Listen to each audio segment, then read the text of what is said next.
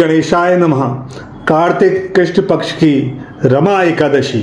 भगवान कृष्ण बोले, हे युधिष्ठिर, कार्तिक मास के कृष्ण पक्ष की एकादशी का नाम रमा है।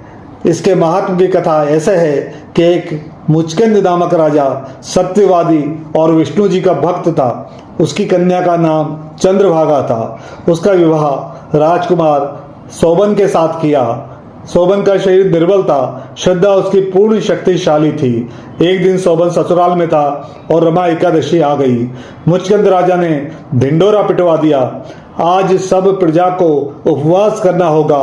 हाथी, घोड़े, ऊंट इत्यादि पशुओं को भी अन्न मत देना। राजकुमार शोभन मुनादी सुनकर पत्नी के पास गया और कहने लगा, मैंने उपवास किया तो अवश्य मर जाऊंगा, कहिए क्या किया जाए। पत्नी बोली, यदि उपवास की शक्ति नहीं तो यहाँ से किसी दूसरे स्थान में चले जाइए।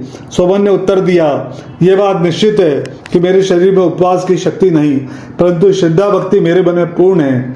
वो शिक्षा दे रही है, चाहे शरीर छूट जाए व्रत को न तोड़ूंगा। अतः उसे रमा एकादशी का व्रत किया। भूखा प्यासा दिन को व्यतीत किया।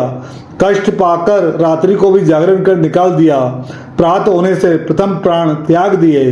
व्रत के प्रभाव से उसे इंद्रालच पर्वत पर रट जटित उत्तम नगर प्राप्त हुआ। यहाँ इंद्र के समान आनंद लेने लगा और अप्सरा उसकी स्तुति किया करते थे। एक समय मुचकंद नगर का रहने वाला एक ब्राह्मण सोम शर्मा नाम का तीर्थ करने को घर से बाहर निकला। घूमता घूमता उसी नगर में पहुंचा जहाँ राजा का दामाद स्वर्ग भोग रहा था। उससे जाकर पूछा, किस प्रकार से ये उत्तम नगर आपको प्राप्त हुआ है, कौन से पुण्य का फल प्रकट हुआ है। सोबन ने उत्तर दिया, यह सब प्रभाव रमा एकादशी का है। मेरे जन्मों के अनंत पाप नष्ट हो गए और ये अनुपम नगर प्राप्त हुआ। परंतु यह नगर अध्रुव है। ध्रुव बनाने की शक्ति एक मेरी पत्नी में ही है, अतः उसे शुभ संदेश अवश्य देना।